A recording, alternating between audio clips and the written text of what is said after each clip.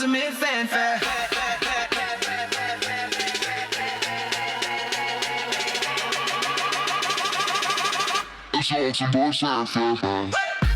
What's going on, world? Welcome to this week's episode of the PlayAction Podcast. We got Brandon here. What's up, Colin? What's going on, bro?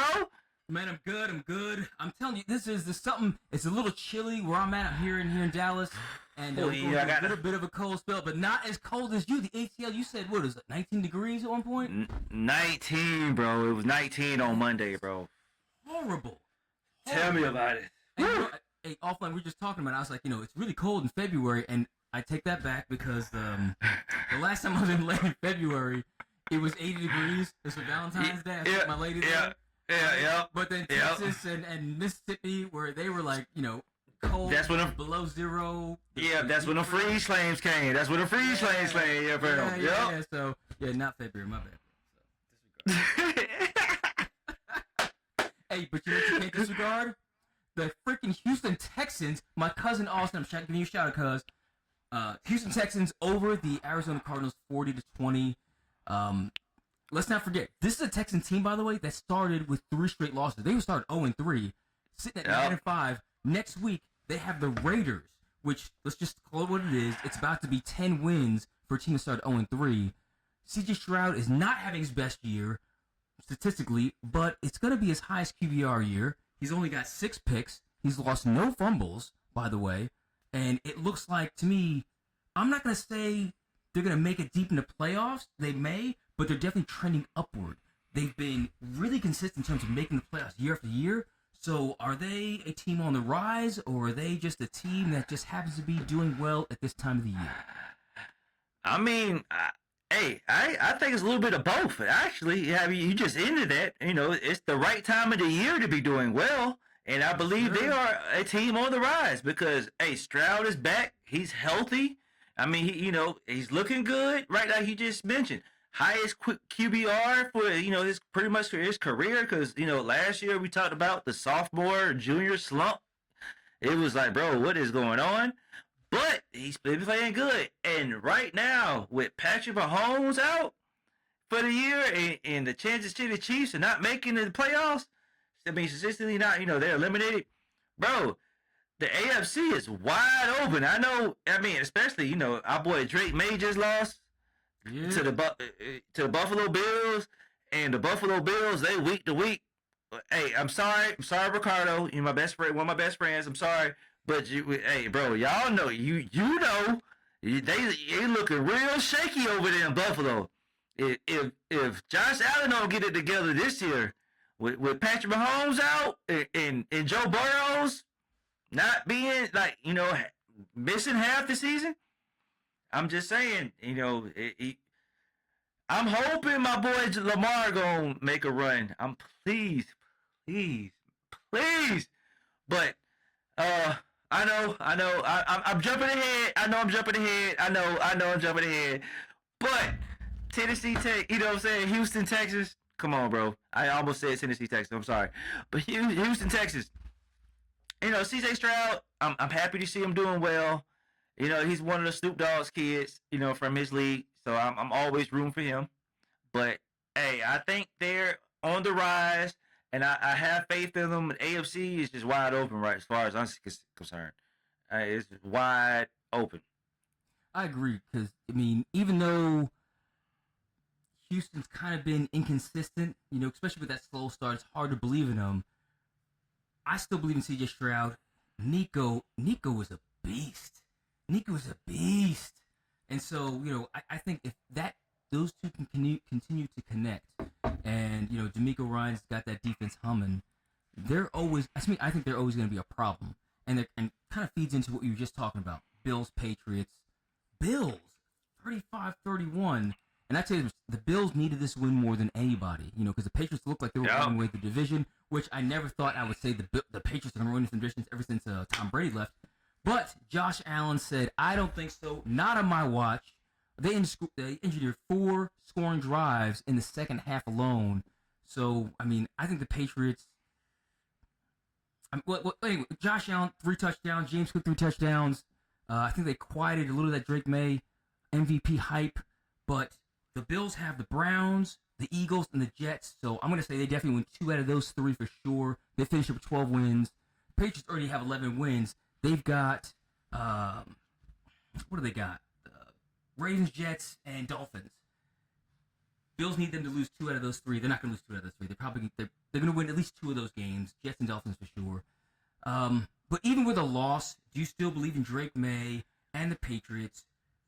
Again, just like the Texans, do you believe in them to go deep in the playoffs, or are they just really good right now? Even with the loss, it was close. I believe in Drake May. Okay, I'm gonna be honest with you. Hey, it's been some rumors. I seen some internet memes going around. Possibly, North Carolina Institute. Possibly, I'm not. This is kind of like X-Files type of range. But they're talking about. I understand, but if somebody saying they might have had some clone, some Tom Brady DNA tweet magically 23 years ago, Drake May, my boy, looking real good right now. I'm just saying. He is. How? Because I was in and out the house on Sunday. I seen that the Patriots is up big early, and then as I'm in and out the house working, I see Drake May. He was looking kind of puzzled on the sideline. Mm-hmm. He was looking at the Surface tablet. He was looking upset. I didn't understand what was going on because I automatically assumed that they had the game wrapped up. But later on today, I found out that they had took a loss. I was like, dang. How? But with possibly that Brady DNA, he's going to take that personal. And for just because I know football, it's hard to beat a team 2 times in a year. It is. Because they know you. They know you. They know you now. So, with that being said, if they happen to run into the Bills in the playoffs, it's not going to look good for Josh Allen. That's all I'm saying. Whoa! I'm just saying. It's not going to look good because you can't, like I just said, it's hard to beat a team 2 times in a row. And with Vrabel, I believe, I'm a Vrabel fan. Like through and through. You ain't going to beat no tough, hard-nosed football coach in the cold weather in the playoffs. Because no matter where they're playing at, they're playing outside. And they're going to play in the cold weather if they're playing. No matter what. And that's straight hard-nosed football. And it's going to come down to who really won it the most. And if I had to put my money on a coach, I'll put my money on Vrabel all day. And I'm walking away good money, however I feel. If win, lose, or draw, and it ain't going to be no draw in the playoffs, but win, lose, I feel good with my pick with Vrabel. That's where I'm standing. I'm standing on that one. Okay, all right. I you ain't wrong. Hear me out. For that, because I like Vrabel, even though I can't stand the Patriots. But I'm from New York. I'm a Giants fan, and if I know a team out of them, I'm taking Bills Mafia till I die. Okay, because I feel you. Grant has not gotten to the Super Bowl. I get it, but he also has never won an MVP since last year, but now he did. So this year, I think it's a time for him to break through. And if they meet up in the playoffs, I'm telling you, Josh Allen is taking Drake May to the woodshed. Okay, he's going to take Drake May to the woodshed. Now, granted, they don't play against each other. The defense is going to have to back Josh Allen up, but Josh is going to put pressure on the Patriot defense. And that's what I'm saying. He got to go against that Vrabel defense. And that's all I'm saying. He's going to tear him up. He's going to tear him up. I'm calling it right now. Josh Allen, you better step up, bro. You better step up, my boy, because I'm putting all the chips on you because I can't stand the Patriots. I got family in Boston, and when my team plays their team, I don't like them or anyone associated with them, and they don't like me or anyone associated with me. And no, I'm not. No. Yeah. Patriots. I'm always going to be against Patriots. I mean, with that, this matchup, yeah, this matchup is kind of personal for me too, because my little brother is a diehard Patriots fan, and one of my best friends is a Bills fan. So it's like, yeah, I know, but like I said, I'm with the coach. I'm a football dude, bro. I'm a football guy. Rabel is a football dude, bro. Like, hey, he one of them rah, yeah, we gonna make it happen. And he done won in the playoffs. He got championships. He got rings with Brady. Yeah, with Brady. As a good player on the team, he wasn't the best player on the defense. He was a good player on the team. He's a good player, bro. What else you want? Like, look at Kobe Bryant, daddy. Okay, the best players, best people, at that next level, they don't have to be the best, what I'm saying, player on the team. Kobe daddy was a decent player, but he produced a great talent. Yeah. You know what I'm saying? So like, you don't gotta be the best player to be the best coach. If you're a really good player, you understand that your talent is only but ceiling is only but so high. So you coaching Mike Vrabel is going to outcoach Sean McDermott. Yeah. Sean McDermott. What has Sean McDermott done to give me confidence that he's going to make it happen? He's only lost to Patrick Mahomes. Yeah, I get you. I mean, I don't see anyone else. But how far has he gotten? AFC Championship game? Exactly. Yeah. He's gotten to Patrick Mahomes. That's what he has. But you know what Mike Vrabel hasn't gotten to? He hasn't gotten to Patrick Mahomes.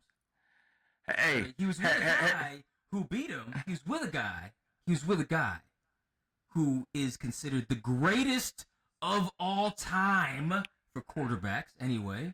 Yes. Greatest. He's got more Super Bowls than any other team has Super Bowls. Okay, and Vrabel is a great defensive coach. We're gonna see can he generate enough points against Sean McDermott. I feel you, but all I'm saying is, from championship experience, Vrabel knows what winning a conference championship feels like. He knows the feeling of winning a Super Bowl. McDermott, I'm just saying, he only knows, yes, losing to Patrick Mahomes, but he only knows losing. You're a dick.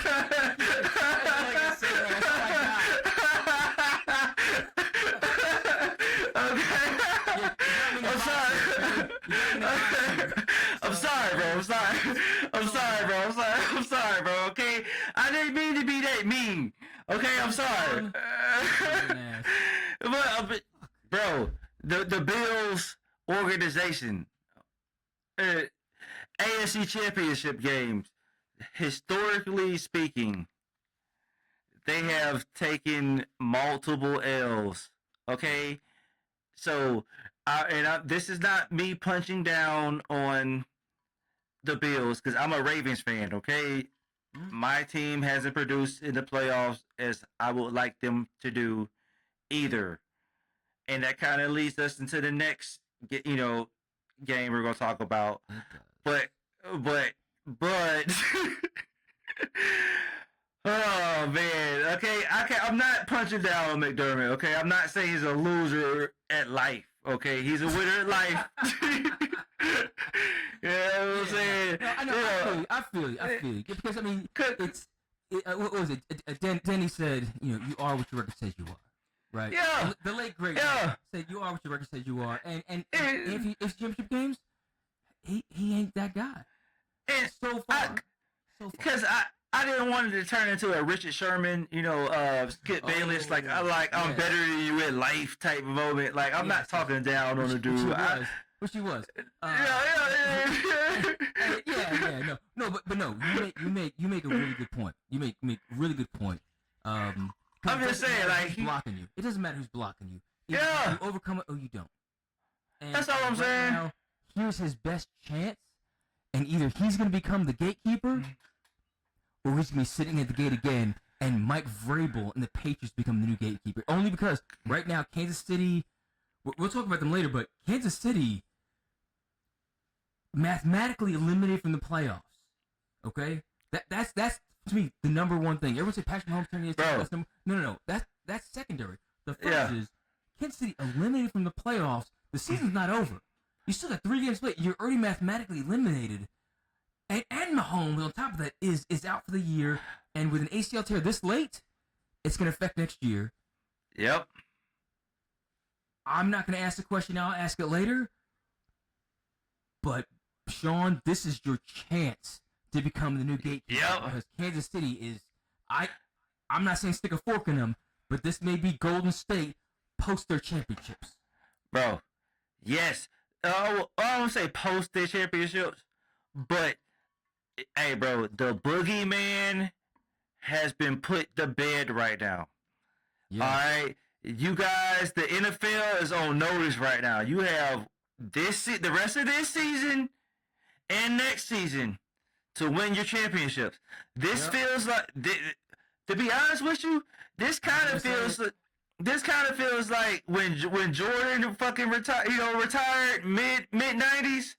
Yep. Hey, whatever team is going to be the Rockets and get their 2 championships, they better step it up, bro. While Patrick Mahomes is laid up, because the boogeyman is down right now. The dude that has been running the AFC championship game is non-existent right now on the football field. Please take advantage of it. I'm just saying. I'm hoping, praying that my boy Lamar can make it happen. This is his chance. I mean, this year or next year, this is his chance. Seriously. This is a lot of teams. Now, I don't consider the Patriots as their chance because you've just been assembled as a super team. And I call you super team only because, a lot of wins, great coach, great quarterback, great talent, right? So not like the NBA super team, but, here's your chance. But I'm really looking at Baltimore. Baltimore, and Buffalo, this is y'all's show. It should be y'all's show. I mean, if not Buffalo and not New England, then who? Who? I mean, I'm trying. I'm gonna look up real quick to see.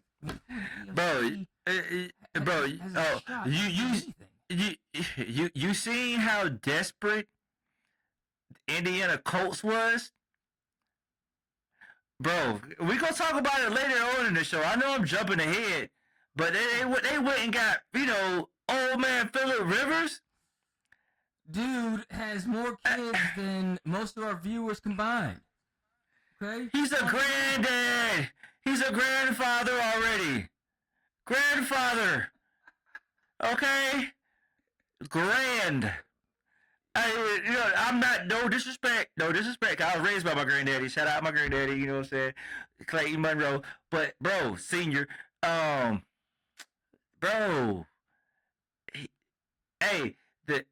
I ain't gonna lie. Indiana Jones, not Indiana Jones, but Tomb Raider. The Tomb Raider, the owner. Yeah. The IG baddie owner, bro. She is pulling out all the stops right now, bro. Sauce Garner, a couple weeks ago, bringing back Phillip Rivers, bro. She sees a window as well. She sees the big picture, okay? I am with her. Like, bro, we gonna break it up. I don't want to get too far into it, but bro, come on now. Like, I don't know any other team that is selling out like she's selling out. Like, hey, bro, we going for it. Like, it ain't too many teams. Yeah, she has a box office. She has a box office. We just talked about it beforehand. She doing a hell of a lot more than the Cincinnati Bengals is, or as an organization. She, as far as management, bro, she deserves, like, I want to say owner of the year. Yes, she is owner of the year for me. Like, she deserves a lot of credit for Indiana Jones. Cause, bro, and also, yeah, I'm gonna bring it up right now. Richardson, bro, the quarterback from the University of Florida. How trash do you gotta be? You're still on the roster, and they brought back a dude that hasn't played since 2020. They talking about 1,800 games have been played since he has last played an NFL game. What is going on? How does he still have a roster spot? I don't understand what's going on. Okay, all right. So I'm not. He's getting paid. That's the only thing I think of. He's getting paid, Bro. I'm not a little too far right now because I know they on the list. We coming forward, but bro, bro. It ain't too many other dudes I know right now besides Kirk Cousins. Yeah, at least Kirk Cousins is playing right now. Okay, at least Kirk Cousins is playing. He earning a paycheck. Yeah, bro, Anthony Richardson ain't doing nothing, bro. Like, they just brought back a dude that ain't played They just brought back a grandfather, and he threw a touchdown. 5 years. He threw a touchdown, bro. He threw a touchdown. I don't know right now. Hey, we're not even talking about the Colts yet, but I'll talk about it later. But yeah, they're a whole nother story. And if they really want to try to, make Anthony Richardson a reclamation project, which they should because they invested a top 5 pick in him, why don't you go and sign a guy that is just like him? Cam Newton is out there in shape. I'm not saying he's going to win you Super Bowl, but by the way, Philip Rivers never won one either. Okay, he never won an AFC Championship game. Okay, Cam Newton has been to a Super Bowl, and again, this is not like Cam vs. Phillips, nothing like that. But again, if Philip, let's say, doesn't pan out, if God forbid something happens to him, or let's say he just says, hey, you know what, I'm going back to coaching high school football, your next call should be Cam Newton. If he wants to play, it should be him. And Anthony Richardson should be sitting there watching him like, the best student ever. And because Cam, even though with all the antics, the Superman, he's a professional. He studies. He works. You look at his body. You know he trains. He's never going to come in looking like Mac Jones. Okay, no offense, Mac Jones, but Mac, you know you're not exactly a workout warrior. Okay, Cam Newton is going to work. He's going to get to know his place, and no one has ever said anything bad about him except the media, except for Skip Bayless and company. You ask his teammates. You ask Kyle Olsen, his tight end, longtime tight end. Ask him about Cam Newton. And go look it up right now. Go on to Instagram. Go on to TikTok. Whatever you use. Go on the Facebook and go look up Olsen and say, hey, what did Olsen say about Cam Newton? And he's gonna say he's the toughest guy I've ever worked with. Yep. He comes in to grind, blah blah blah. He gets beat up this that again, and he keeps on getting up. He keeps on playing, and he's so competitive. That's what you want. And again, I'm not saying that's not Philip Rivers. Philip Rivers is insanely competitive. I'm saying if it doesn't work out, your next call should be Cam Newton. Anthony, AR, get up there, watch this guy, and I don't want you to leave his side because you are 10 years his junior, and you have a chance to really be something good because Anthony Richardson is also a specimen. He also has a rocket arm. He also has wheels. He just doesn't know how to read defenses. He's not very accurate. But Cam Newton was the same thing when he was a rookie. When he won Rookie of the Year, 4,000 yards, 40 total touchdowns. People forget about that.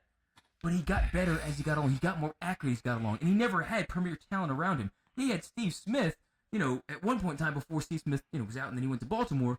But the rest of the time, he had Devin Funchess. He had Kelvin Benjamin. Yeah. He had guys that most people don't even know who they are, right? And he had Olsen, of course. He was a top 5 tight end in my opinion.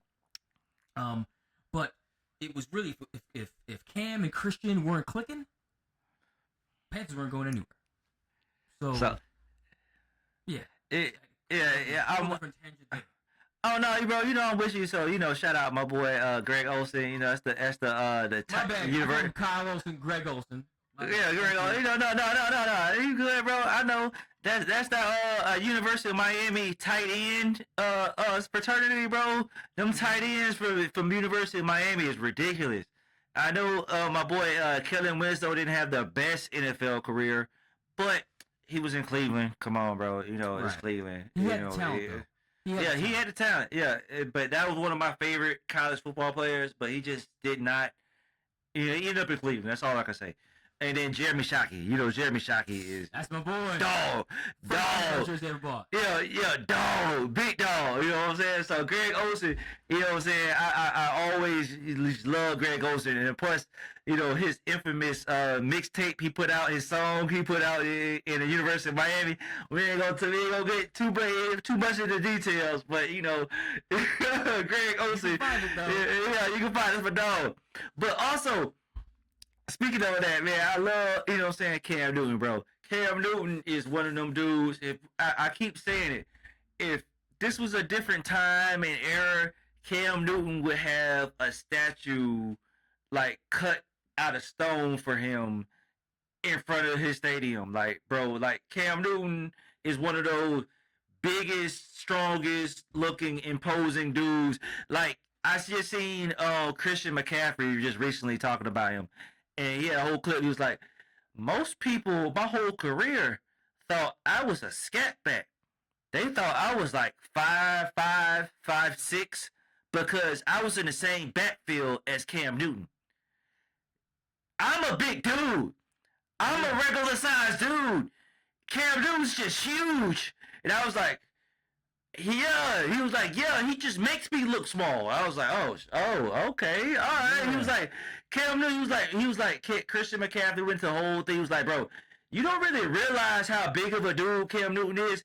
He was like, he wasn't the biggest dude on our team because we had some linemen that was maybe an inch or two taller, but he was the biggest dude on the team. Yeah. I don't understand it. I don't get it. Well, I don't understand. And it just lets you know what type of athlete Cam Newton was. So I don't understand why they're blackballing Cam Newton out of the league. I don't know the real reason, but it obviously there is a reason. I mean, I kind of understand right now because you know what's going on with my boy. Shout out Shador. So it's going on right now. So it is what it is. But Cam, bro, yes, it's a travesty. I heard he was upset that they did not give him a call before they called Phillip Rivers. But hey, bro, I'm an equal opportunity person too. So I like seeing Phillip Rivers balling too. Yeah. And he played there last. That was his last stop before he retired. Exactly. So he knows the offense. He knows the players. Same players. Exactly. So he knows the system. So I get it.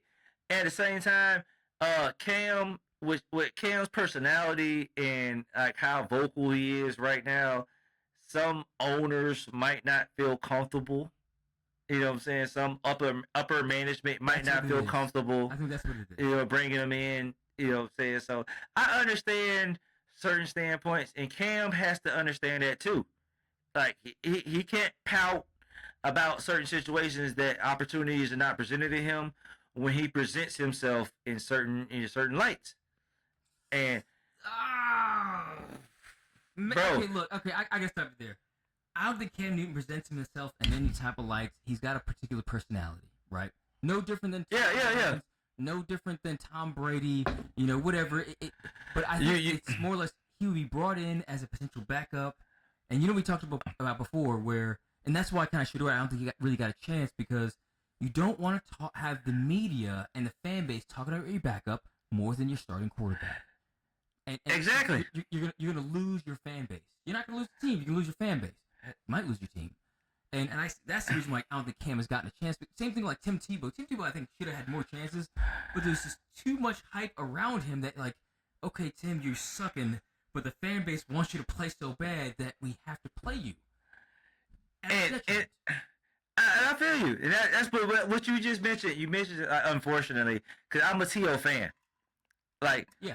But T.O. had a certain level of toxic around him.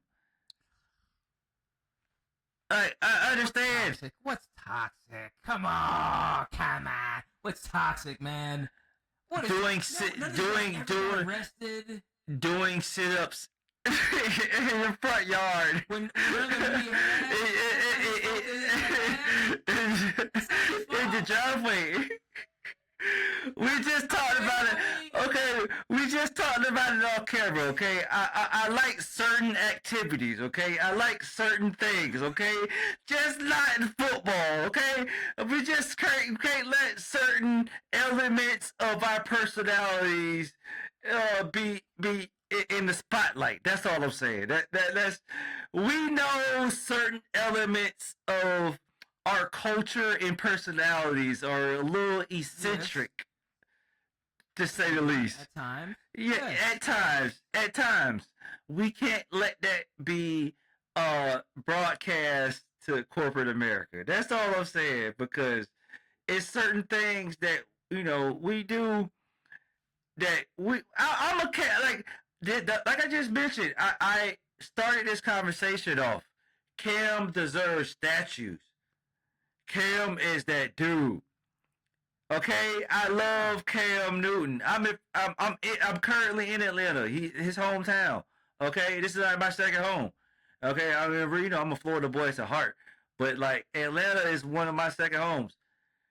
I have nothing bad to say about Cam. I'm just saying that Cam can rub certain certain crowds the wrong way. That's all I'm saying. Yes. And it might not be good. That's all I'm saying. No, I'm not. We don't disagree on that at all. I just feel like,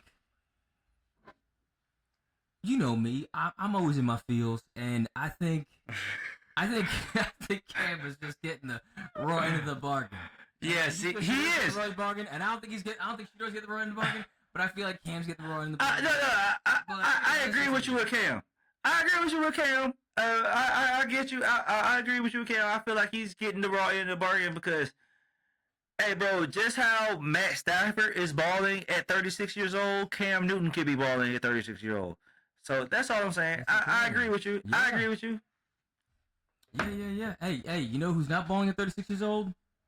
Lamar Jackson. Them Ravens, the Bengals. I know you're so happy. 24-0, right? 24-0. Yeah. And by the way, hey, they needed this win more than anything if they want a chance to win the playoffs. Yes. All you need is just a ticket to the dance, and anything can happen. And I want to see Lamar and Josh. Okay, but what Joe Burrow was playing now. I don't know what Bengals are saying right now because you shouldn't get blanked. The Ravens defense is not exactly the steel curtain. No. They're not those guys. They're good, but Joe Burrow, you're supposed to be him. Okay. But anyway, after that, Ravens, they've got the Patriots, they got the Packers, they got the Steelers. Okay, those are three good teams.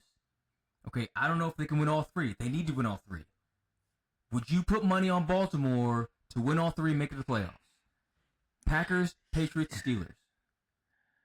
All right, so the only one I'm really worried about right now is the Patriots. Because the Packers, they're next, by the way, they're next. Yeah, I know. So we get past the Packers, get past the Patriots. I'm feeling good because the Packers, they just had a bunch of injuries this past week. A bunch of injuries, unfortunately. I know. So Parsons, you know what I'm saying? Out, that's tough. A couple wide receivers, that's tough. So I've been rooting for Love, but the what they say the something has come to the crows have come or the chickens have come to roost. I don't know. I forgot the old saying. The chickens have come to roost. Yes, because bro, Aaron Rodgers. It's not. I mean, it's definitely not looking prime Aaron Rodgers right now. Okay, I you know what I'm saying. I don't have too much faith in the Steelers right now, unfortunately. So it is what it is. So I feel like that's a dub. So like the only team I'm really like worried about is the Patriots. And as far as I'm concerned, the Patriots can where they're sitting right now, they can afford another loss. You know what I'm saying? So they can afford another loss. They got 11 wins already. They got 11 wins. They'd be all right. I would be for them losing back-to-back games and looking like they're going to a spiraling downward. Because I want to see how would Mike Vrabel respond to that. How would he rally the troops? How would he get them turned back around? Build the confidence back up again to the point where like, okay, look, we're a couple games. Because if they lose to the Ravens, they're 2 games away from the playoffs. I mean, they're going to the playoffs. We know that.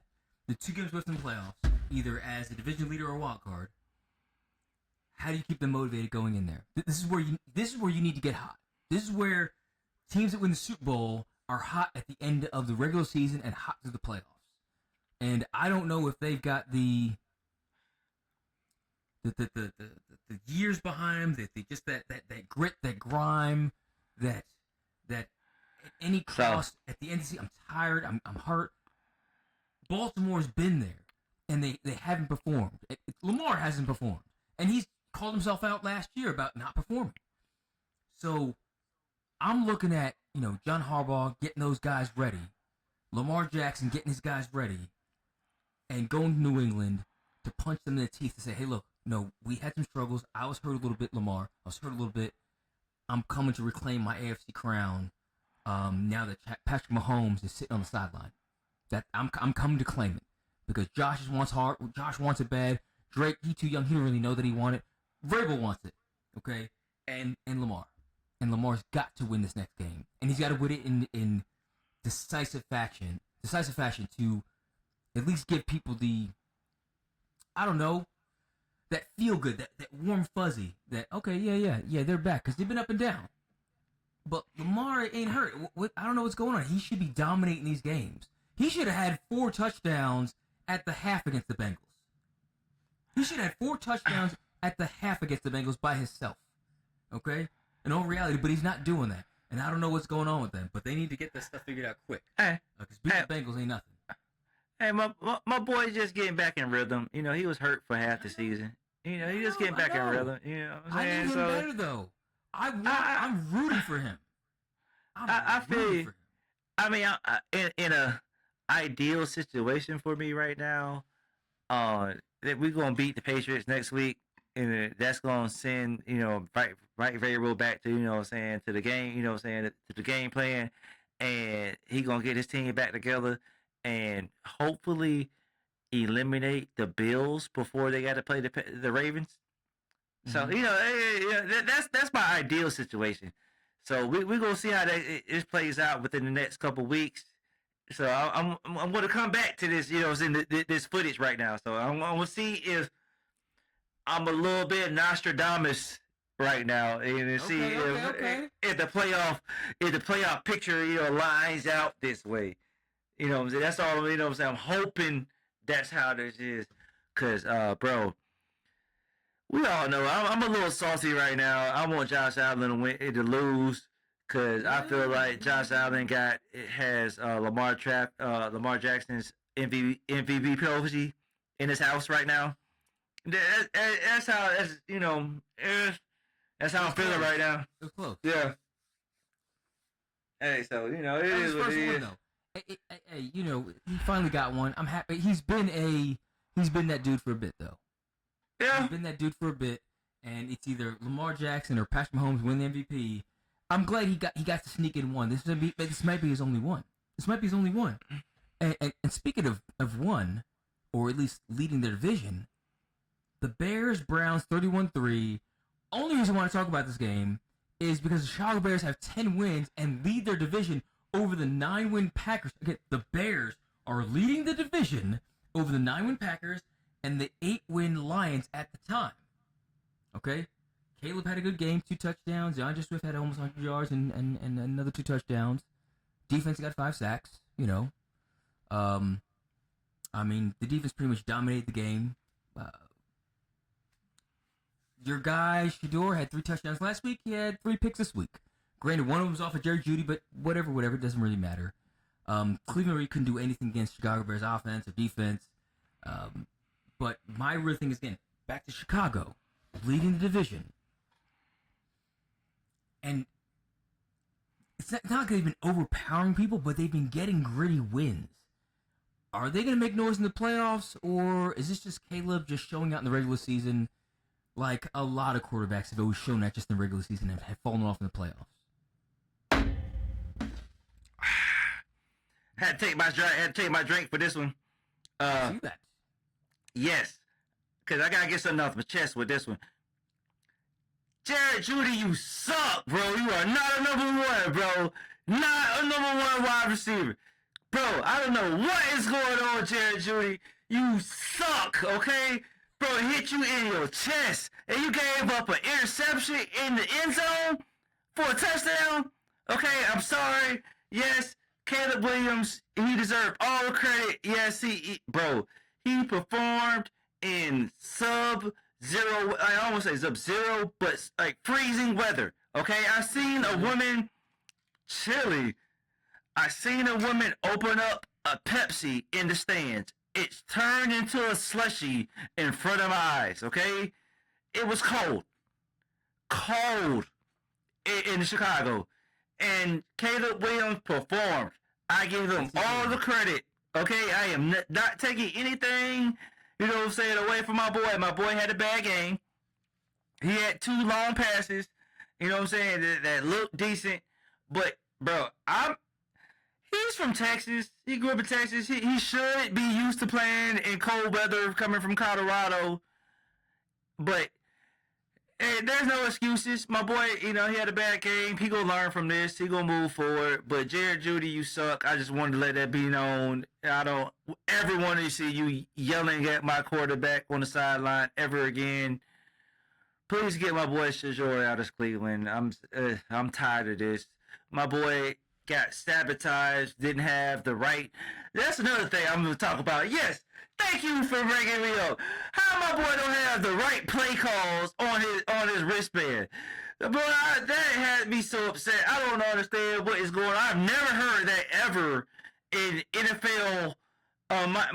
Me watching the NFL, that the starting quarterback has been sent onto the field with the wrong wristbands, and they're not finding out until after like 2 drives have gone through. They're calling out number 15, number 16 play, and it's the wrong plays. I don't understand how this happens. This has to be. I'm not. I really don't want to go sabotage, but I'm trying not to go because I know I have a certain favoritism to this situation with Shador. So I understand. I'm not trying to go off the rails, as they would say. But I'm mad. Okay, I'm mad. I'm sorry.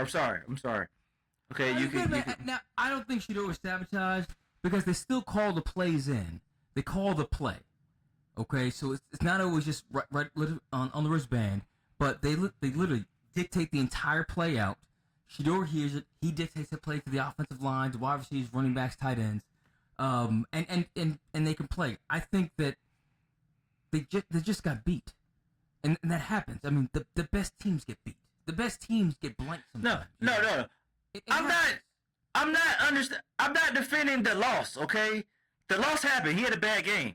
Okay, he didn't have a bad game. Everybody had a bad game. Yes, I understand. I understand that. Line had a bad game. But the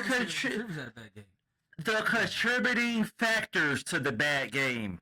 Okay, that's all I'm saying. Like that type of mistake is Bush League. That's all I'm saying. That's Bush League material, okay? Cleveland Browns. We are a professional. You are a professional team. Those type of mistakes at a professional level are not supposed to happen. Okay, that's all I'm saying. That's. Come on now. We are professionals. Okay, we work in careers that things matter, and for that type of stuff to happen, it's kind of inexcusable, and it's up to the head coach. 100%. That's on the head coach. That's on the head coach. Yes. So that's all I'm saying.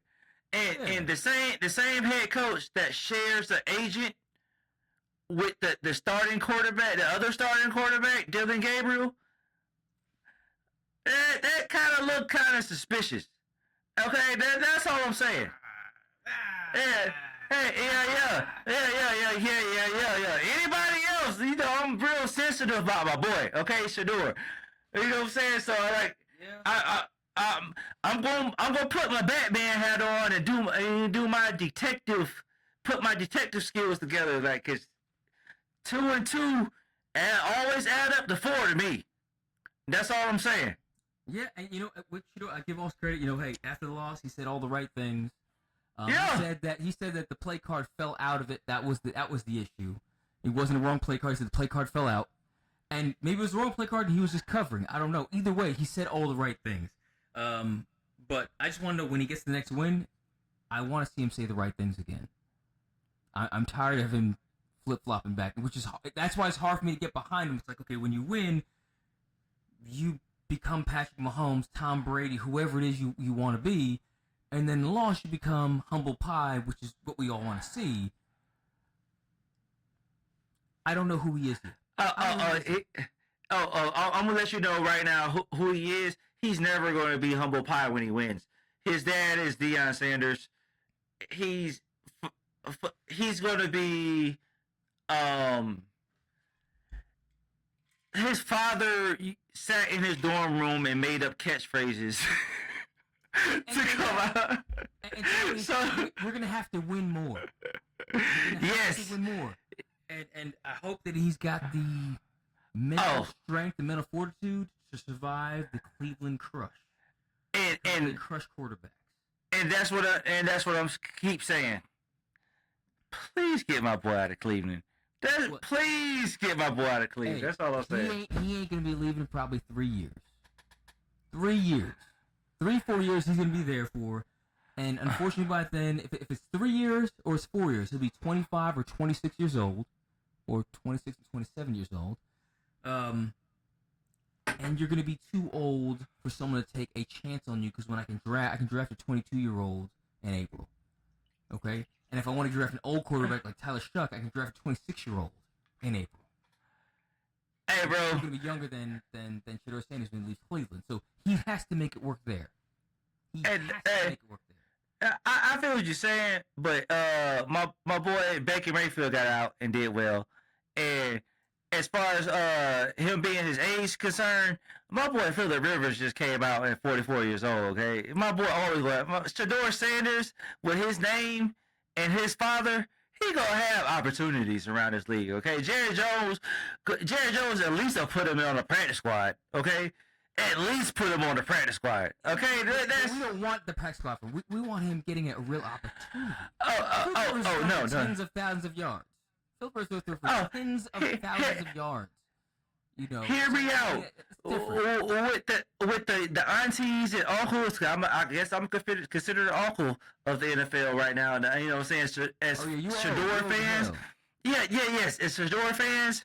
Oh, if he gets signed to the practice squad, just like you mentioned with Cam Newton earlier, the fan base will cause enough ruckus. Hey, get my boy to be a starter. The first interception that the said starter is throws, we gonna be calling for my boy Shedeur, to get in the game. If he has enough good performances in Cleveland. Baker was the rookie of the year in Cleveland. He had 24 touchdowns, whatever, some odd interceptions, whatever. Bro, and he was given. And he was given a fair opportunity to win Rookie of the Year. Like, my boy Shedeur, come on, bro. He didn't even give... No. I'm not Shedor's play this year. All I'm saying is that you got to put enough good tape together. That's all I'm saying. You got to put enough tape together. Baker did. He put good tape together. And that gave he wasn't even given the opportunity to put enough good tape together. He's a 5th-round pick. You had a starting quarterback. You drafted a quarterback in the 3rd round. And then you still have Deshaun Watson coming up from rehab. He was a 5th-round pick. People are talking about, he should have first team reps as a 5th-round pick. No 5th-round pick gets first team reps. They don't get. Why would you give a 5th-round pick first team reps? He's not the backup. And I understand why you're calling him a 5th-round pick, because where he got drafted at. But talent evaluation. Even Mel Kiper is known. Don't say even Mel Kiper. Only Mel Kiper. No. Not even. Only Mel Kiper had him there. Mel Yes. Kiper is the only Okay. person that had him there And as a first round pick. And Mel Kiper being one of the only draft evaluators that I respect. So like be evaluating Shador as one of the first round. Like bro, he led the NCAA in completion percentage. Okay, like he won the best quarterback award. Don't act like my bro was some scrub. Okay, like my boy did. He put his numbers up, but like the anonymous people that put out those you know what I'm saying, those reports that he came off arrogant and came off brash. Those are teams. Yeah, yes, but no, yeah, anonymous resources from teams, right? Not nobody that put their name on it. So let's just be real. Let's just be real. You know what I'm saying? You know, yeah. It doesn't illegitimize the source. Oh, it definitely illegitimizes the source because they won't put a name on it. They won't stand on it. That's all I'm saying. That they won't. If you gonna be a man and say that, put your name behind it. That's all I'm saying. So my boy, he put up the numbers, and when the time comes, hey, it's fourth quarter. You need the boy to come back, and you need him to step up. It happens. My boy has shown time and time again that he will step up in good situations, and all he needs is opportunities. And all I'm saying is the averages. If you give him enough opportunities to prove himself, he will prove himself. And with the window we have, window we have seen, we have been given. It's a small window, just over average. I'm just saying, give my boy some time. That's all I'm saying. Cause I have faith. I think if he presents himself in a way that has teams want to give him an opportunity, then his talent will give him an opportunity. But if he presents himself in a way that his talent is not worth the opportunity, because it's a chance. There's no guarantee he's going to be a star, right? Every quarterback in the NFL, it's a chance. They might be. But he's got to play this game and then become whatever you want to become. But you've got to remember you're a star's son working with billionaires, okay? And these billionaires, outside of your stardom, you're a draft pick and a dollar value. And his draft pick was low and his dollar value is small. So that means I don't have to commit a lot to you, which means when he leaves this team, another team doesn't have to commit a lot to him unless he puts together fantastic. That's what I'm saying. If you put together some fantastic tape, then it forces Cleveland to either give you your fifth-year option, or another team will give you a contract offer when you're in that restricted zone that Cleveland can't match or is unwilling to match, or maybe they're willing to match. But you got to put that stuff on tape together, and it doesn't matter who you're playing with. We saw Deshaun Watson put together amazing seasons that end up with 8-8 before they went to a 17-game season. He put some, 4,000+ yard seasons, 40 touchdowns, 30-some-odd touchdowns, some rushing touchdowns. Deshaun Watson, outside of his little legal issues off the field, he put together amazing seasons. I seen clips with J.J. Watts going to me, man, I'm sorry, man, that, we wasted another year of your career because you're putting together an amazing season with substandard talent. Okay, he put that season together after he lost to DeAndre Hopkins. He's throwing to who knows who and still putting up great numbers. Shedeur Sanders has got to do something like that. Again, not the entire year, but you put together small sample sizes. But you can't talk all this yak when you get one win.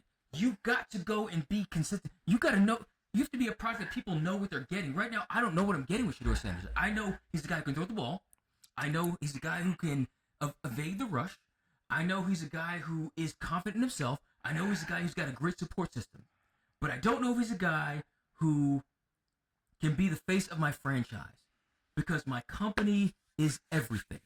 And if you can't be that, then you can't be that. And I think that's what happened with Cam Newton. That's what happened with San Francisco. You know what I'm talking about? Colin Kaepernick, yeah. It happens to certain players that I just can't have you as the face of my franchise because you don't win enough. So you take me to the Super Bowl, be the a-hole you want. But if not that, I hear what you're saying, and I'm with you, cause my boy, he has to produce. Okay, he has, no matter what, he has to produce. And do that. Like this type of situation, like we at a point right now in society, it's kind of crazy. It's certain people that has to push the envelope. Yeah. It's certain people that has to, like, all right, I'm that dude. I'm gonna walk the walk. I'm gonna talk the talk. And it's like, I get it. He has to walk a razor's edge right now because he gonna have to like effing win. Okay, for him to talk the way he talks, because I understand what you're saying. Like, as in dealing with the climate we in America, bro. Chill out until you win, and then you could talk. You could talk your talk. I get it. You know what I'm saying? But like, it's a point in time, like that. Like this, it's weird because he don't necessarily need the NFL money. Like, he a millionaire no matter what. So like, he can talk cash. As, you know what I'm saying? I'm not trying to cuss. I'm not trying to get us demonetized. But you good. You know what I'm saying? He can talk cash-ish.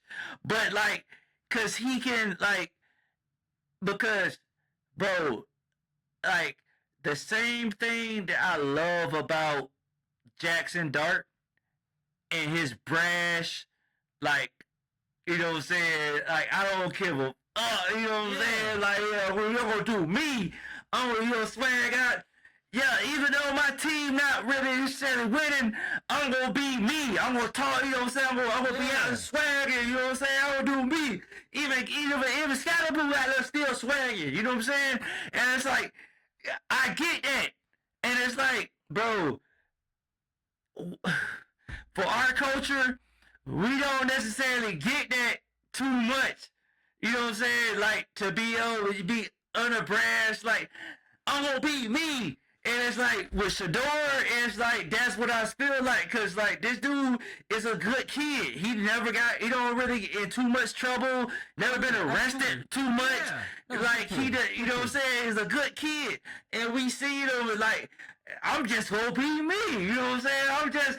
I'm going to win. It's like, and to me, it's the passion. And it's like, the same thing I see from Jackson Dart, I see in Shador. And it's like, and me knowing how I grew up, I understand me, because we know, bro, we got to win. We got to prove ourselves before we can talk cash, you know what I'm saying, trash. So, but it takes somebody special to talk trash first and then back it up. Yeah. Joe Namath talked trash first and went and backed it up. It takes somebody like Joe Namath. He jumped out there Super Bowl III, and it never been said like that. Smoking cigarettes in halftime. You know what I'm saying? Like crazy, you know, type of stuff. Like, shout out Billy Joe. I was a equipment manager at FAMU my freshman year in college. My early year in college. Billy Joe was Joe Namath fullback in them Super Bowls. Oh snap. You know what I'm saying? Yeah. That's so dope. like, you know what I'm saying? Like, hey, famous Joe, you know what I'm saying? He did that.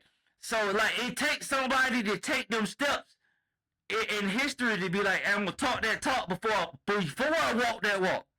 So like, that's the energy that I'm supporting Shador with.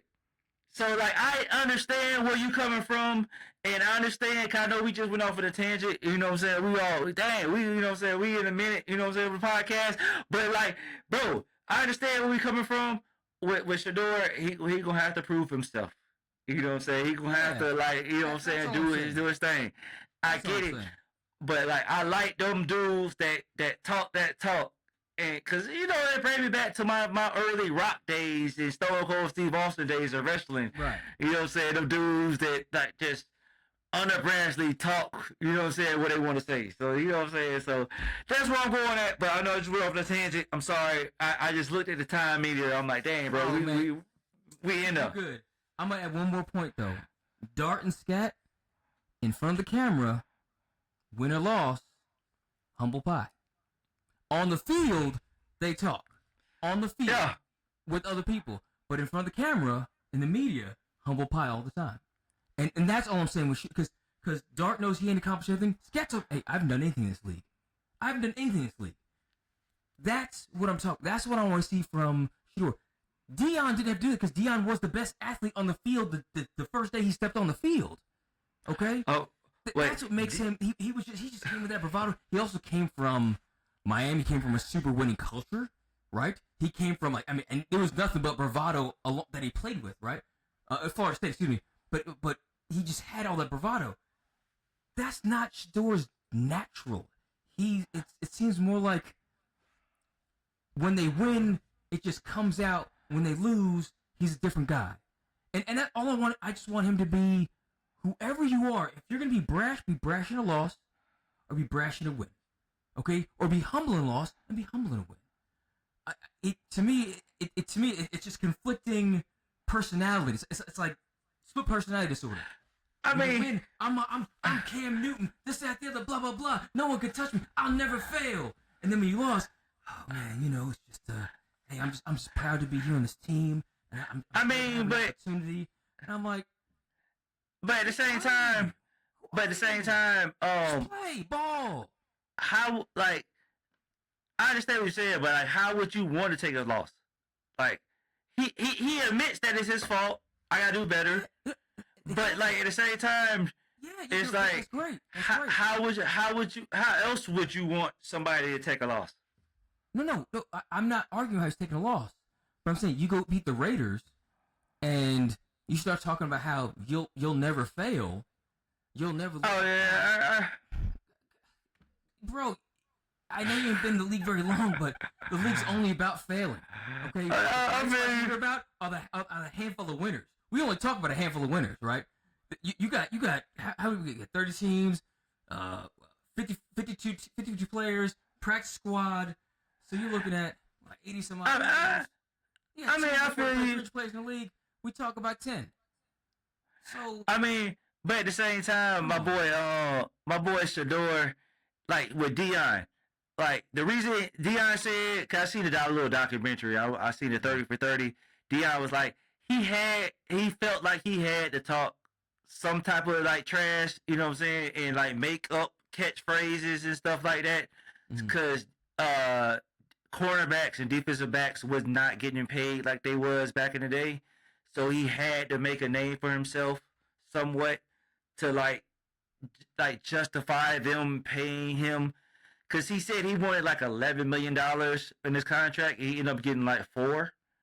But at that time in the NFL, that was unheard of for a cornerback. You know what I'm saying? Like cornerbacks was getting like maybe $500,000-$600,000. You know what I'm saying, for like 4 or 5 years. League, though. It was a run league. That's why. So it was different things. But Shador was like, bro, he could be looking at the same light with his daddy. Is like, bro, I got drafted in the 5th round. Yeah. I gotta say something to keep me relative right now, so my jersey sells, cause something sells, cause like right now his jersey sales are the most he's making out of his NFL right now. So like for him to keep in the media and for him to like say those little one word, you know what I'm saying? That's the old, like I'm with you, because like I'm like, bro, you gotta win before you keep talking, popping off like this. But like my brain's been racking the last couple weeks. I'm like, bro, why you keep going crazy like this? You know what I'm saying? Like on the interviews and like I'm what they've been waiting for and stuff like that. Like, you know, I'm like, bro, what? But I'm like, all right, bro, he gotta be doing, doing this for jersey sales or something. They're like to keep his name in the media or something. Because, bro, that's the only logical explanation I can give for this right now. Because, like, I'm sorry. Like I said, I know I just went off on another tangent. I'm sorry. we both did. We both did. About to go do another tangent right now. Because I'm about to talk about the Chargers and the Chiefs in an offensive explosion 16-13. What the F? Anyway, I'm not surprised that the Chargers beat the Chiefs. That's a lie. I'm extremely surprised that the Chargers beat the Chiefs. But I'm really surprised that, one, they got 10 wins. But like I said earlier, that the Chiefs are mathematically eliminated from the playoffs. And Patrick Mahomes tore his ACL this late in the season. My question for you and for the next tangent is the Chiefs dynasty window closed? Nah, bro. I don't think their dynasty window is closed. Patrick Mahomes could come back in a year and a half, cause he out at least, like, you know what I'm saying, at least first, you know what I'm saying, first half of the next season. He's not gonna be all 100%, but they gonna have to draft. I mean, unfortunately, I don't want to say unfortunately. I could see him drafting another tight end to replace Kelsey within the next year or two. They gonna have to make some moves for some wide receivers. Actually, oh my God, I hope this doesn't happen. Cause this might be a clip right now. I hope they don't get that boy Jeremiah Smith. Oh, I hope they don't get that boy Jeremiah Smith from Ohio State. OMG. Who's gonna throw? Bro. Mahomes gonna be hurt early in the season. Bro, I don't care. Mahomes can come to 2 years from now. Their window would turn to a single foul window to a wall to ceiling window. Wall to ceiling window with Jeremiah Smith, okay? Is that his name? Is that his first name, Jeremiah? I don't know, but Smith from Ohio State. I'm just letting you know what reserve receiver I'm talking about, okay? The reserve receiver from Ohio State. He next year. Okay? He next year. I don't... This upcoming draft. He's the following draft. He's 2026. Patrick Mahomes might be out for a year and a half, okay? That means next season they might not be that good either, okay? He might not be that good either, okay?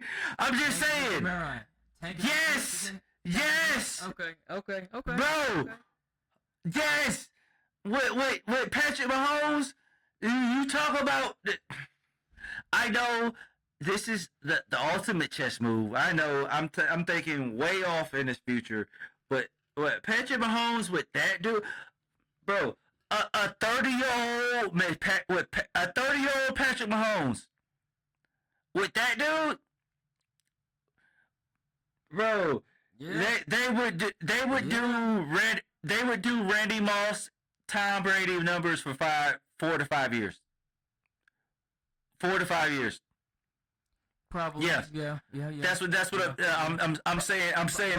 But Tom had Randy and Gronk. Travis is looking like the ghost. I'm just telling you, within the next year or two, they gonna replace. Bro, he needs Jeremiah and a tight end. So who's your tight end pick? Yeah, they gonna replace the tight end within the next year or two. Within this next season or two, I guarantee you they replace the tight end. I guarantee. George Kittle, Trey McBride. Tight ends, they likely. Who's the next tight end who could be like that? Bro. these dudes, the NFL. Not. Yeah, yes they do. Okay, Who? yes they do. Six, Name another tight end besides the one I just named. 6'5", bro. I'm not. I'm trying my best not to be racist right now. Okay, okay. I'm not trying to be racist. I'm not trying to be racist. But 6'5" to 6'7" white dudes that can run and catch the ball are all through America. I just see 3 of them at Home Depot just now, okay? These lumberjack dudes, okay? I'm sorry. I'm not trying to be racist. Bro, these are my homeboys, okay? I hang out with these dudes. I drink with these dudes, okay? These dudes are dudes. I like these dudes. I don't think I'm telling you anything derogatory about these type of dudes, okay? These dudes. Travis Kelce, though. No, those are Travis Kelce. Those dudes are those dudes because they're just Travis Kelce will drink beers with me and have fun with me, okay? I know those type of dudes. And in his prime, run a 4.640. Yes. Okay. Yes. On every college campus, there are at least 15 to 20 of those dudes, okay? That's what I'm trying to say.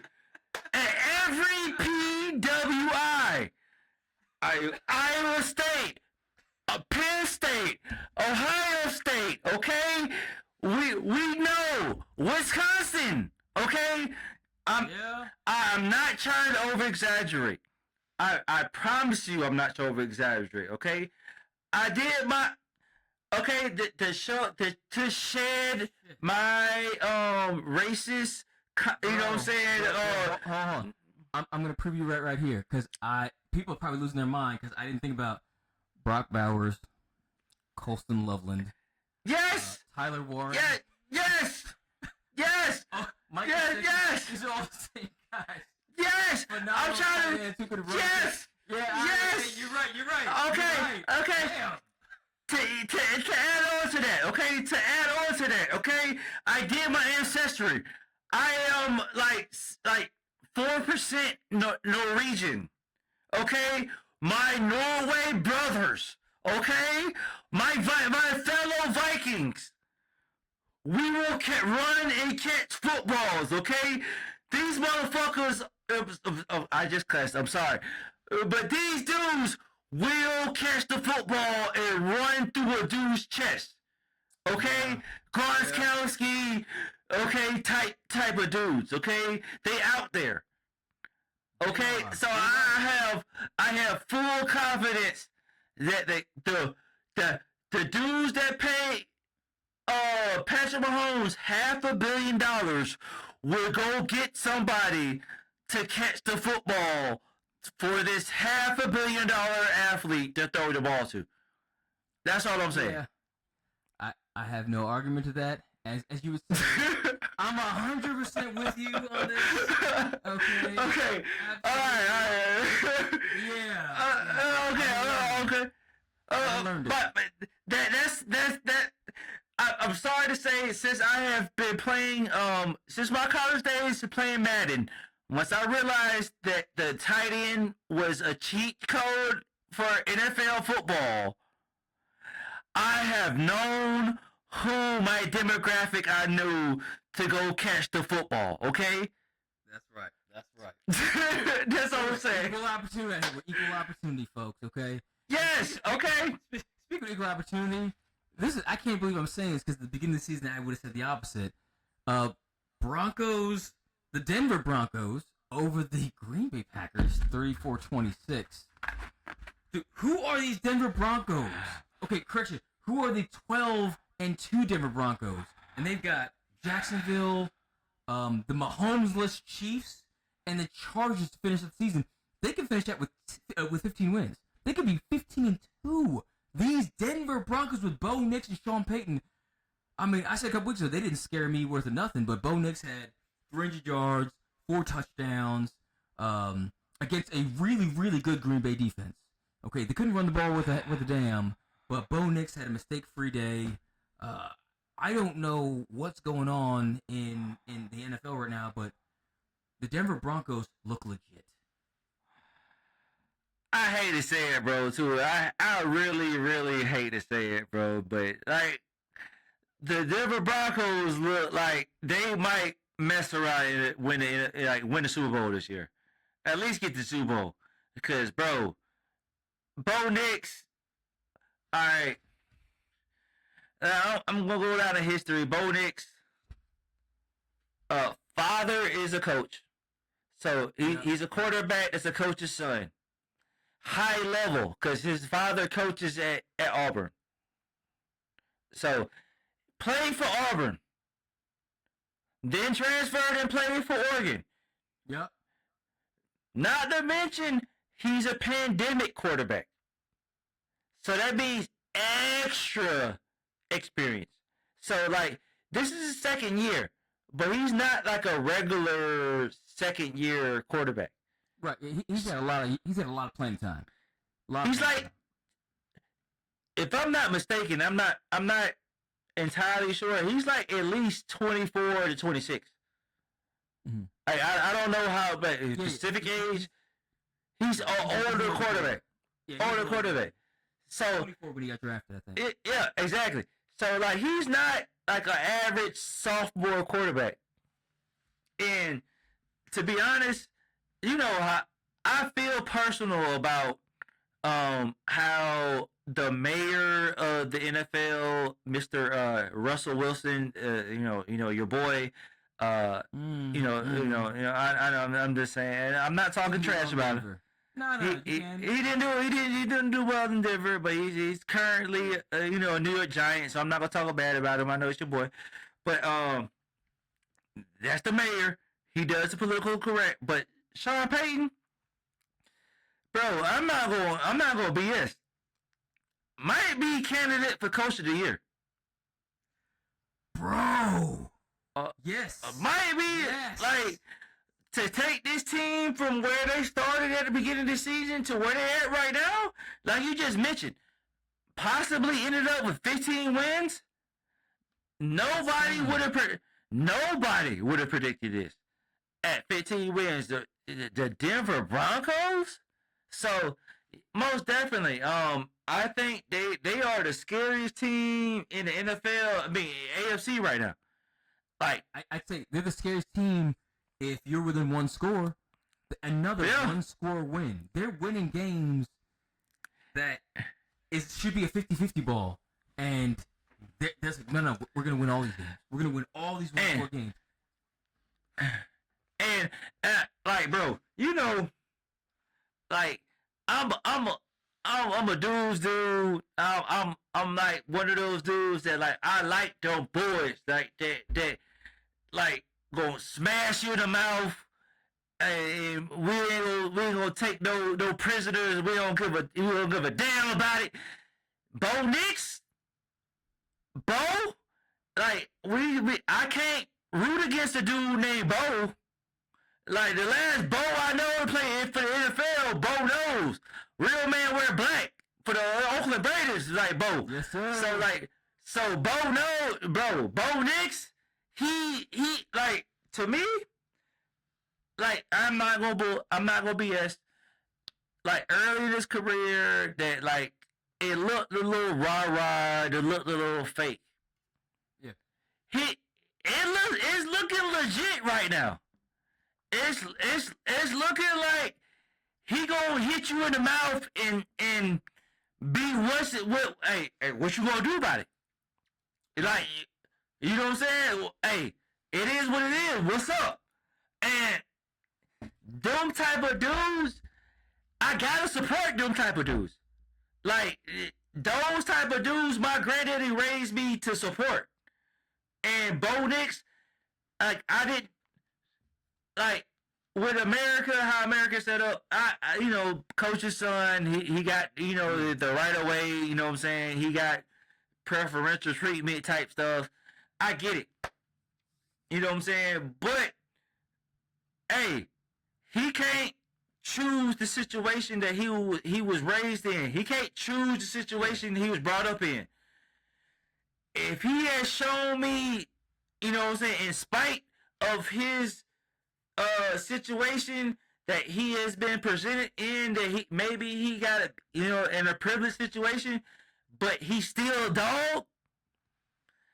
Bro, I gotta support this dude, and I'm like really like I don't want to say like rabbit type fan, but like, hey, Bo Nix go far in the playoffs. I'm rooting for Bo Nix, like through and through. If he can play mistake-free football, the way Sean Payton coaches games and calls plays, the Broncos are going to be a team to mess with come playoff time. And not to mention, like, we mentioned with Russell Wilson. Russell Wilson did not bark back at Sean Payton. Man, Sean Payton went at him hard. Mm-hmm. My boy Bo Nix went right back at him. Yep. On the sideline for national TV to see. Wanted to bark right back at him. Build respect. Hey, that's all I'm saying. I gotta respect the quarterback that's willing to do that. Oh yeah. And I didn't have faith in them, but they're starting to build faith in me right now that these close, gritty wins aren't just luck. They're starting to be kind of like the calling card, and they just want to keep you close in the game. Just keep you close. Sean Payton's got enough tools in his bag to bring a team back. We've seen him do it before. We've seen him score 30 plus points in a single quarter to bring a team back. So, yeah, Bo Nix to keep his head about him. And he's, like I said, he's got a lot of football he's played in college. He's not afraid of the moment. I just wasn't a huge believer in all of his skill sets. And I was wrong. Hey, America, my bad. Bo Nix and your family, my bad. You are that dude. Show us in the playoffs. Hey, Brandon's gonna be rooting for you. I am going to be definitely following your career, and yeah. But that takes us to the next team that I'm more excited to talk about, because this is a team that I have been talking about. That is the Rams, the former St. Louis, now Los Angeles Rams, Detroit Lions. This was a great game, 41-34. This was like the shootout we were expecting to have. Yep. Jared Goff, our guy Jared, he played great. 300 yards, 3 touchdowns. Amon-Ra, 164 yards, a couple touchdowns. Running game, Jahmyr Gibbs, nowhere to be found. Dave Montgomery, the crusher. Limited crushing happening. But Matt Stafford, traded for Jared Goff and 2 first-round picks, was throwing the ball over the place. The running game gashed Detroit over and over again. Puka Nacua, Smiley, right? 9 catches, 180 yards. Unstoppable. The Rams don't have the best record in the NFL, right? They don't have the best record. They got 11 wins, but it's not the best record. But I would say the way they're going, Matt Stafford's on his way to 4,500 yards and 45 touchdowns against only 6 picks. Yep. I expect the Rams to go deep in the playoffs and compete with Philly and whoever else in the NFC wants to step up.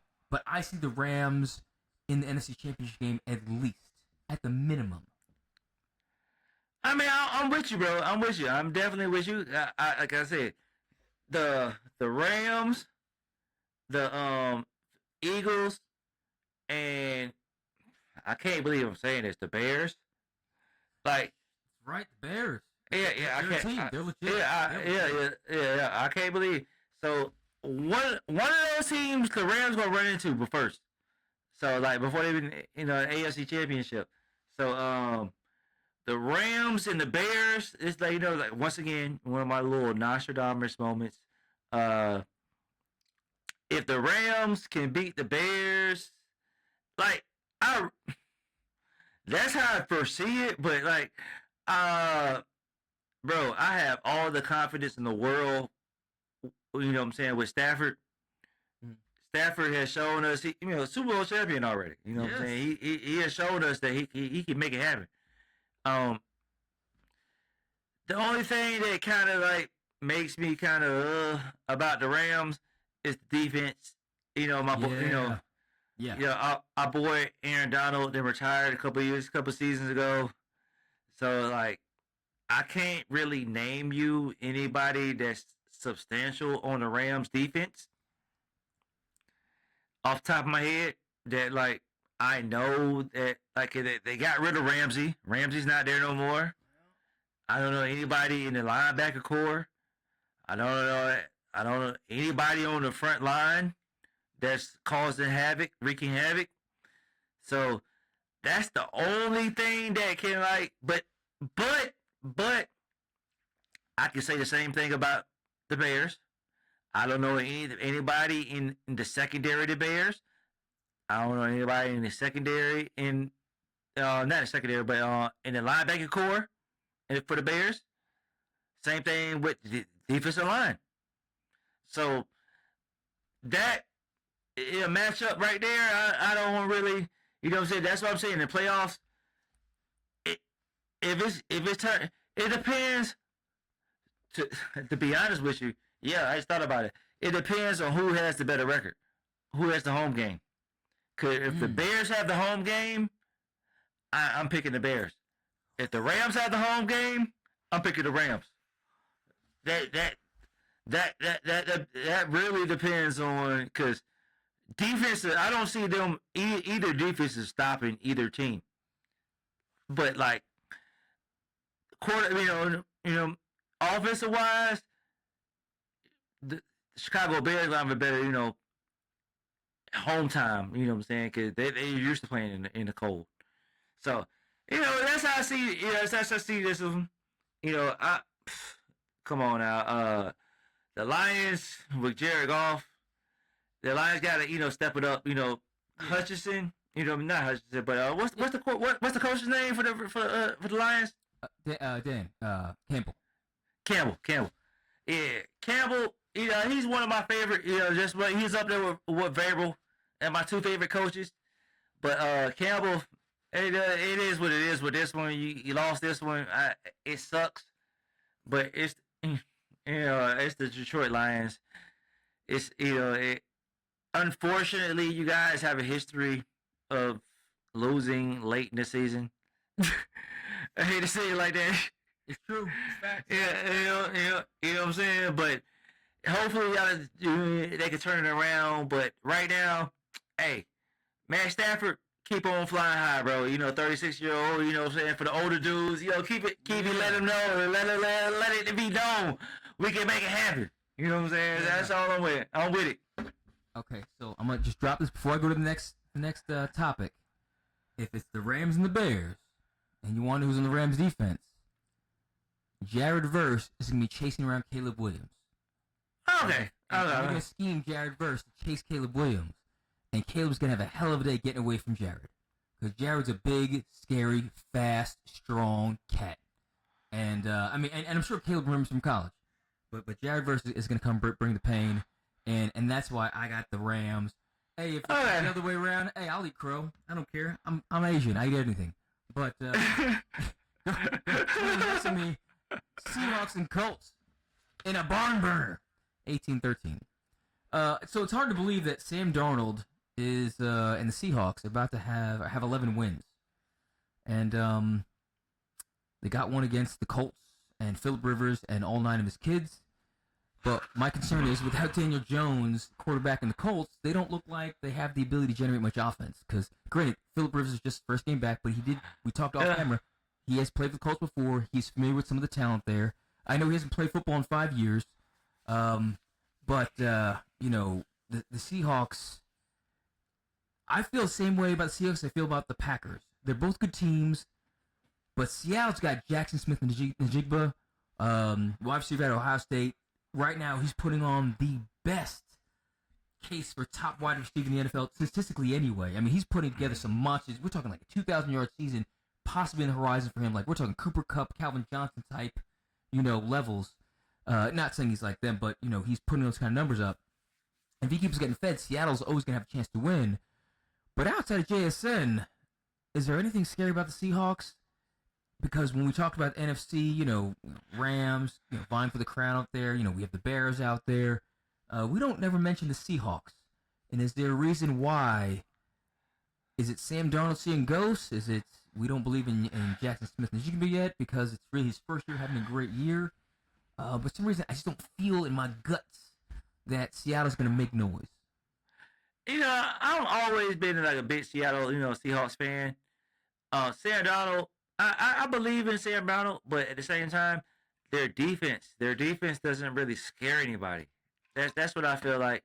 You know, we had like the Legion of Boom back in the day, so like the Legion of Boom used to like strike fear in people. So like that's what I feel like. The Seahawks are missing right now. To be honest with you, that like their offense gonna put up some points. Unfortunately, I mean, granted, it's Phillip Rivers' first game back. I'm impressed the dude put up 16 points. This is the NFL. This is like the top of the top. You know what I'm saying? Of football. I mean, great. Yeah, it's 16 points, but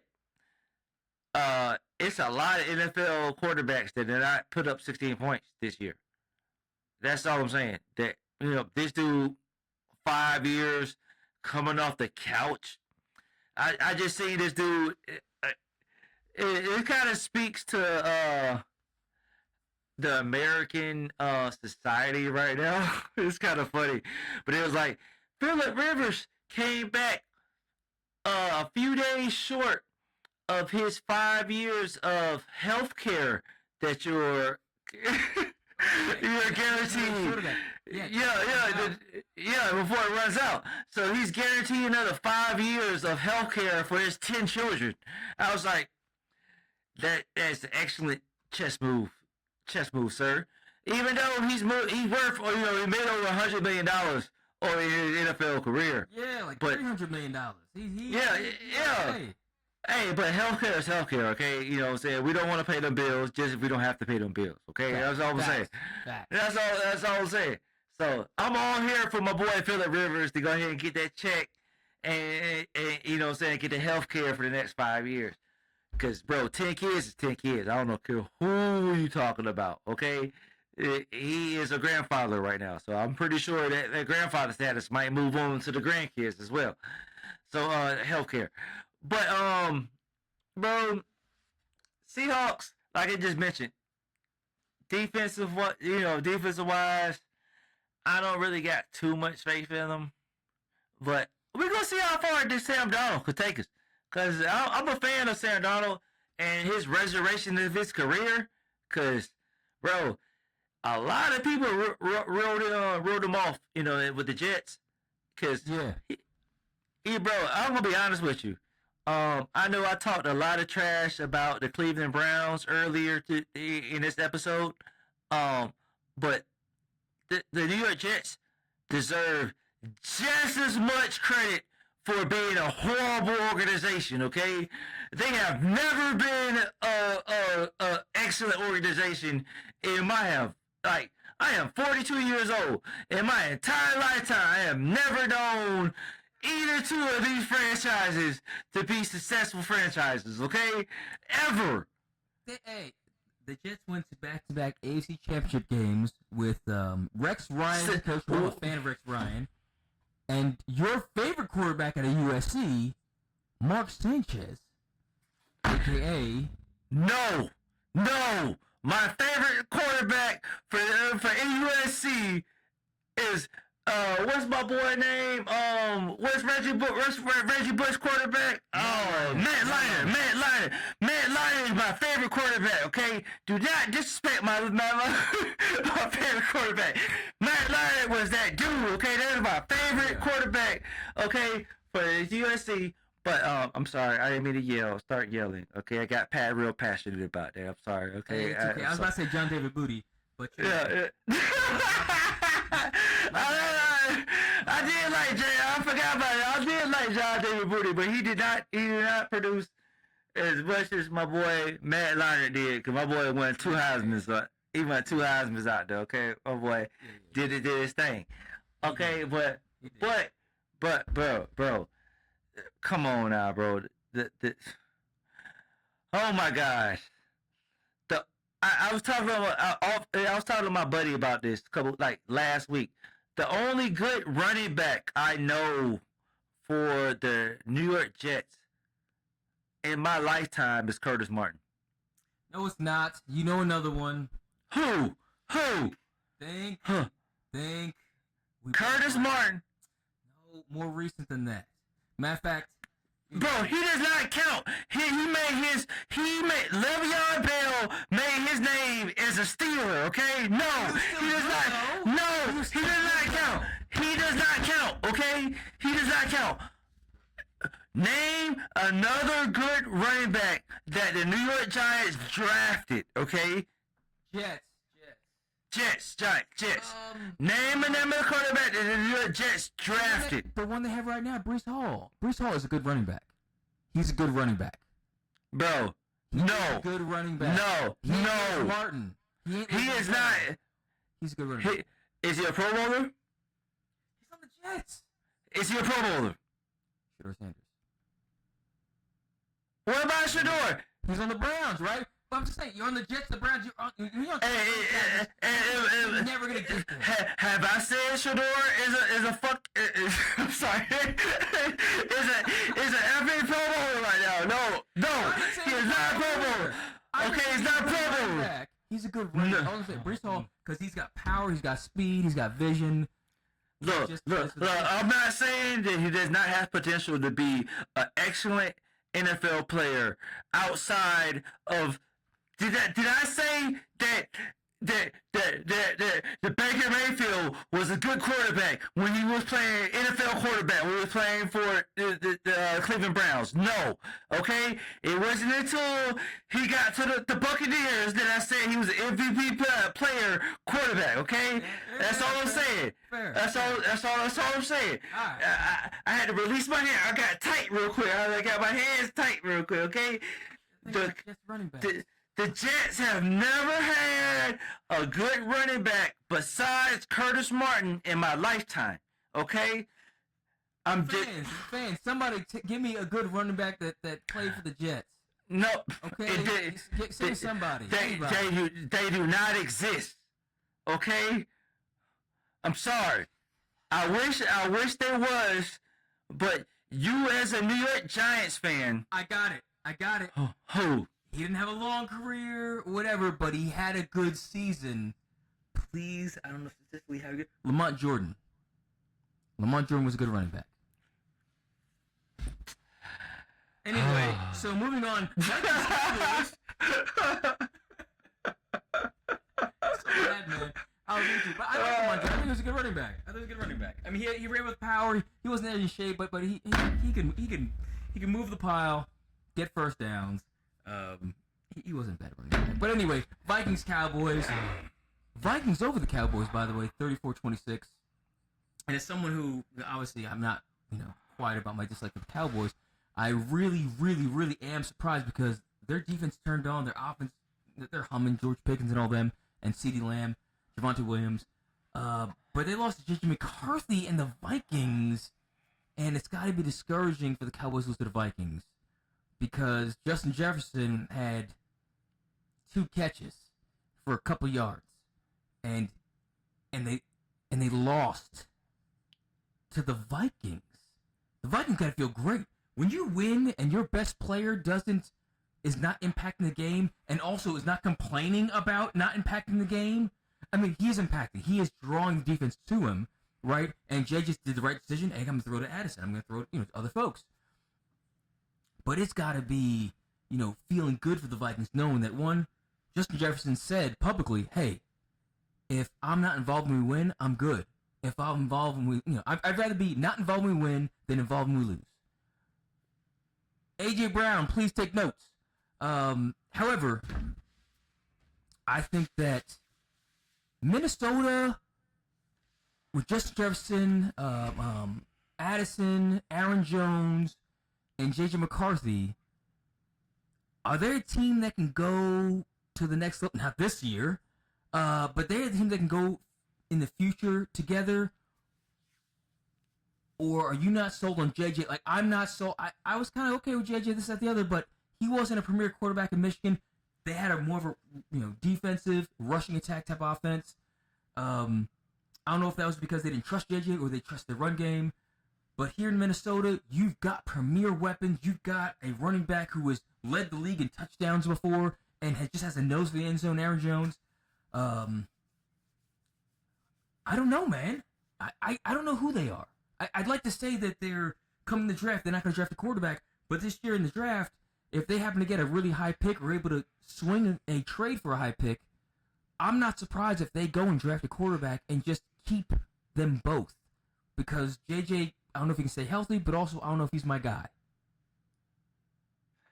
All right, so I understand where you're coming from because JJ hasn't really shown us like he's that dude. Like Joe Burrows like showed us.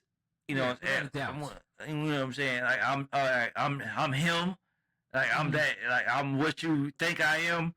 So, but at the same time, I seen the commentators. I watched the film. Justin Jefferson has dropped an exorbitant amount of passes from JJ. Like I don't know for what odd reason that they are not on the same page. Justin Jefferson has dropped multiple passes, like hit him in his chest. Like the same thing I was ranting and raving about Jared Judy earlier today. Yeah.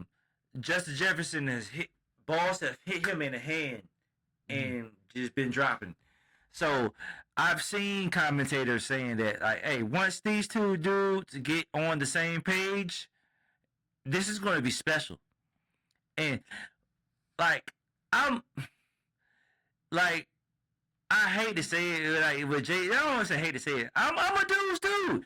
JJ, I'm gonna own it. JJ, like he one of them dudes, bro. JJ has won in high school, one in college. Like NFL, this is supposed to be his time, and he has one of the top 5 wide receivers in the NFL. I understand. Yeah, top 3. In my opinion. Yes, I agree with you. I was just trying to be, be nice about the situation. Yeah. You know what I'm saying? But Justin Jefferson, top 3. And I have to believe at some point in time, a winner quarterback will put it together with an elite wide receiver. So that's my belief that, a winner quarterback will put it together. And then also, I want to reiterate this because I said it a couple weeks ago. The Cowboys are being the Cowboys. It was a couple weeks ago that the fans, they won 2 or 3 in a row. The Cowboys were saying, this is our year. This is our year. Oh, we're going to do it. We got 2 elite wide receivers. And George Pickens have had, less than 40 yards this past game. The last two games. And I'm not saying that's because of George Pickens, because George Pickens is that dude. Yeah.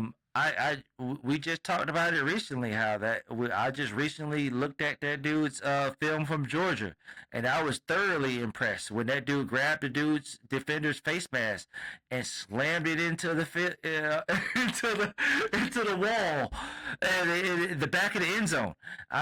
This dude is special. I like that from my wide receiver. I like that type of tenacity. So, I don't understand, but Dak is being Dak. I expect a mediocre Dak Prescott performance. He has shown me nothing different in the past.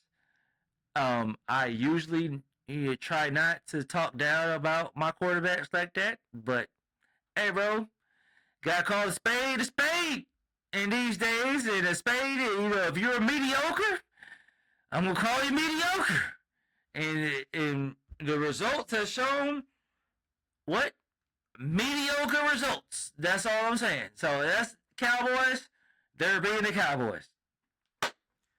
And it wouldn't surprise me if they take a swing on maybe a late round quarterback. Or our off topic was Dallas. They don't have made too many tradable assets. Except for their Dak Prescott and their wide receivers.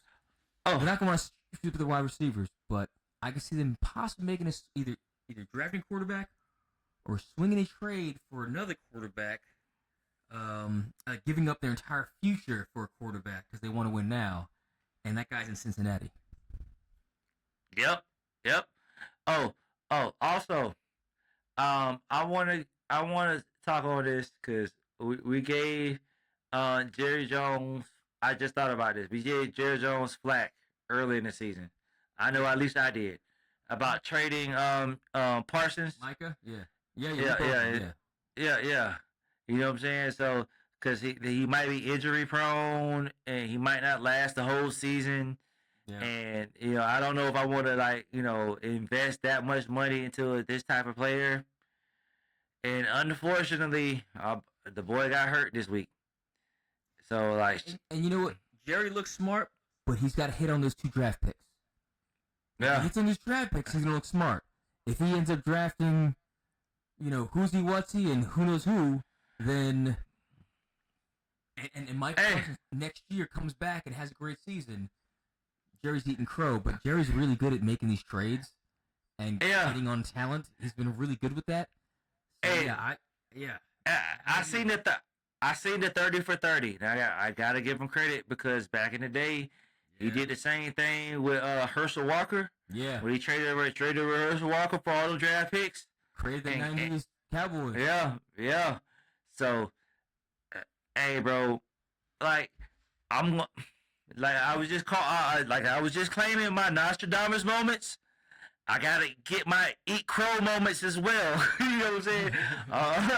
I'm gonna be, you know what I'm saying, real. Hey, Jerry, hey, bro, you looking like you knew what you was doing. That's all I'm saying. Yeah. Again, he's looking clairvoyant. Switching gears from the NFL to the NBA. NBA's been really promoting this NBA Cup, kind of like an in-season tournament that has really financial implications that really mean for the back end of the roster, $500,000 roughly, I think, if you win the cup. And then I think there's some more implications when it comes to the playoffs and things like that. Not really sure what they are, but they're not, not crazy. I think it's home field advantage. You know what I'm saying? Yeah, home field advantage, which is good. But I haven't put too much stock in it. But I put stock in this time because guess what? My New York Knicks won the NBA Cup over the San Antonio Spurs, who beat us in the finals in '99. Never forget it. In a hard-fought battle where the Knicks actually had to come back and kind of won at the end.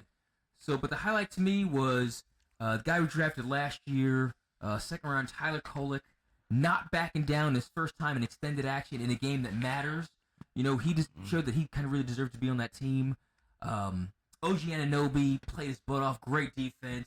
Mitchell Robinson off the bench, 18 minutes, 15 rebounds, 10 offensive rebounds. I don't know if you guys know how hard an offensive rebound to get, but that's when you're trying to shoot in your own goal. Guards are running back, so it's really 3-on-5 to rebound the ball, but you get the ball back. Okay, Mitchell Robinson got 10 of those in 18 minutes and 5 defensive rebounds also in those 18 minutes. Jalen Brunson winning the NBA Cup MVP. I hear people commenting like, oh, OG had a better game than Jalen Brunson. It's the MVP for the cup. It's not just for the game, it's for the cup. Yeah. But yeah, shout out to the Knicks for winning the NBA Cup.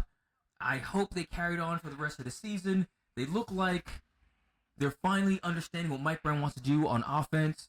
Their defense is still good because they have good defensive players, outside of a couple guys who are really just offensive players. But Mike Brown's got them playing. The only thing I'm concerned about is that what we were complaining about Tibbs last year, how he was, we had 3 out of the top 5 most minutes played players came from the Knicks. Yeah. But we were scoring a lot lower. Now you've got OG played 40 minutes. Jalen Brunson played 41 minutes. But they're playing at a higher pace. I mean, Mike Brown's offense. I mean, he was a Sacramento coach, and they had the number 1 offense in Sacramento, which of all the teams, but that's how Mike Brown wants you to shoot the ball. He's not like Mike D'Antoni back in the day. He wants you to get a shot up in 8 seconds. Get a shot up in 8 seconds. More possessions. Chip Kelly in Oregon, also in Philly. More possessions equal more points. And so I get that, but even though guys are playing maybe slightly less minutes, they're running a lot more. I'm seeing guys huffing and puffing, and we're just at the first quarter of the season. I'm wondering at the end of the season, I know I'm going on a friggin' rant the whole time here, but towards the end of the season, even playing less minutes, but they're running a lot more miles, how are they going to be at the end of the season? Because I'm sitting there watching OG Anunoby, who is in peak form, huge, huffing and puffing. Carthy Towns maybe not as in peak form, but he only played 30 minutes. Jalen Brunson's playing 40 minutes. He's huffing and puffing. I don't know if the Knicks are better off in this style of play because they're still only playing 3 guys off the bench. Guess what Tibbs played? 3 guys off the bench. People complain about that. Oh, you need to play more bench players. Mike Brown did that at the beginning of the season. Now he plays 3 guys off the bench. Well, they had 4. Aaron Hooker played 2 minutes. I'm not counting that. But it was Mitch, Jordan Clarkson, Tyler Kolek, and Yabusele, Jameson, Peckham David, who was a first-round pick last year, Diawara, who we picked up this year, Landry Shamet. None of those guys played. So I want people to stop complaining about Tibbs and how hard he ran, and Mike Brown is running these guys even harder. We're finally picking it up. I don't know if we can hold on the rest of the year like this, though. That's the thing with Mike Brown, with the exception when he's coaching LeBron James and winning his chip. Outside of that, he hasn't sniffed the final since. And I don't know if it's because he's running teams on the ground, or maybe they need to figure out how to play more efficiently so they can just still score more points and not running as much. I don't know what the deal is. But either way, Knicks won the NBA Cup. Go Knicks. Go NBA. Spurs like a team on the rise. Which actually, that's really the biggest story. The Spurs. The Spurs they're looking really good. And Wemby is, oh my goodness. That kid's going to be special. And he's already special. He's going to be the face of the NBA if he's not already. Yeah, we're definitely on like within the next year or two, Wemby being like the face of the NBA. Like if he can stay healthy, because that's the big thing with 82 games with these big dudes with their feet and their legs, keeping them healthy. You know what I'm saying, for that 82 games. But I haven't seen a offensive rebound performance like that since our boy in the mid '90s with Dennis Rodman. Yeah, like that was impressive. Like for the NBA Cup, that stood out to me. So like that with the Knicks, salute out to the dude. You know what I'm saying? He did his thing. Mike Brown, bro. Yes, I agree with you. He is potentially running the team into the ground because huffing and puffing, you see it on the court, bro. First quarter. These dudes can't run like this. I mean, I know it's early in the season. You know what I'm saying? Relatively. Because, speaking of the NBA season, the NFL has taken over Christmas Day. Christmas Day used to be NBA. Yeah. I used to be looking forward to watch NBA on Christmas Day. On TNT. Yes. It is NFL Christmas Day now. Oh yeah. So I don't know. They need to figure out something. But yeah, this in-season tournament. Yes, it has added some excitement to the NBA season. Shout out to the Knicks. You know what I'm saying, doing their thing. So must respect. They stepped up. The Spurs, they looking like they're going to be a problem within the next couple years. 4th in the West. They're 4th in the West. Yes. They, compare, So, we all know LeBron is at the latter end of his career. So, somebody's going to have to step up in the West. And we know that we know the Clippers are not. Yeah, exactly. We know the Clippers are not. So, I don't see the Phoenix Suns. They're playing surprisingly well for who they are, but yeah. I zero faith in Dylan Brooks. I mean, not Dylan Brooks, but Devin Booker. Devin Booker. The Nuggets. Joker. They're second. That's the only real threat I feel like. But to be honest with you, I don't know if Joker wants to play that late in the season anymore. He's already won his championship. He got horse racing to get through in June. Okay, he has better things he wants to, more interesting. Yeah. Hey, bro. Yeah, OKC is, they're pretty much the shoe-in right now. That's how I see it. Yeah. And so, sorry, but so OKC in the West, obviously, you got to double take to go look at who's leading the East. The Detroit Pistons are 21-5, number 1 in the East. Cade Cunningham and company. And Jalen Duren, I saw a picture, it was a little skewed, but Jalen Duren is a monster. They're going to pay him max money. He deserves every single dollar. He's looking like a... Oh, gosh, I was about to say Dwight Howard, but let's stop here. Don't know if you guys remember him. You will. Antonio McDyess. He's looking like a prime, non-knee injured Antonio McDyess. He's dunking everything. He's jumping everywhere, playing defense, blocking shots. And then you got Cade Cunningham, the 6'6" point guard, who is... He's unbelievable. He can do everything. He scores with ease. He moves like what's the name of Boston? Not my guy Brown. Tatum. He moves like Tatum in the traffic with easily, but he plays defense. He's got great vision. He's kind of like if you take LaMelo Ball and you put structure in him. And take out the Brett Favre, that wild, the Vernon Maxwell. Take that out of him, and then you have Cade Cunningham. And I don't know how Cade is getting us all together, but man, they're looking good. And it's a hard to me. It's like the Detroit Pistons. It's like the Detroit Lions. It's like, wait, when Detroit turned it around, the line turned around, Daniel got there and turned around. Now they're turning around. It's like, gosh, I don't want to believe in them yet, but goodness gracious, they're legit. They're a legit good team. I mean, and they're not like the old Detroit Pistons with Rip and Chauncey and Rasheed and Ben Wallace. Those were a gritty, grimy, beat you up type crew, you know, but bad boy, right? This isn't that team. They're a little more finesse. I'm gonna have to check them out. I'll be honest with you. They don't really get too much TV time over here, so I'm gonna have to do my research. You know what I'm saying? So like, I definitely understand. I'm gonna have to go do some more research into the Pistons, because like you said, they're the number 1 in the East.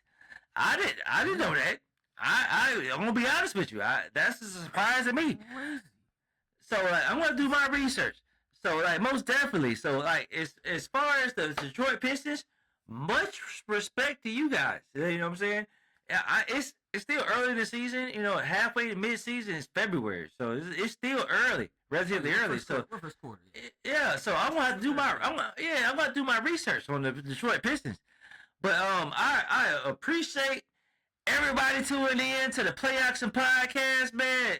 Look, we've been seeing y'all on YouTube, TikTok, Instagram, Facebook. I appreciate everybody tuning in.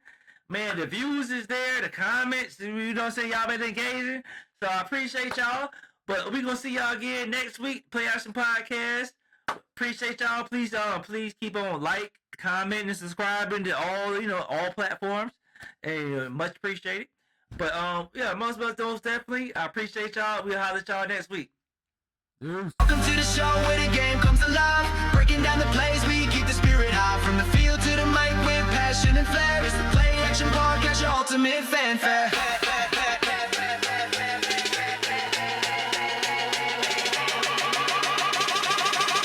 It's ultimate fanfare.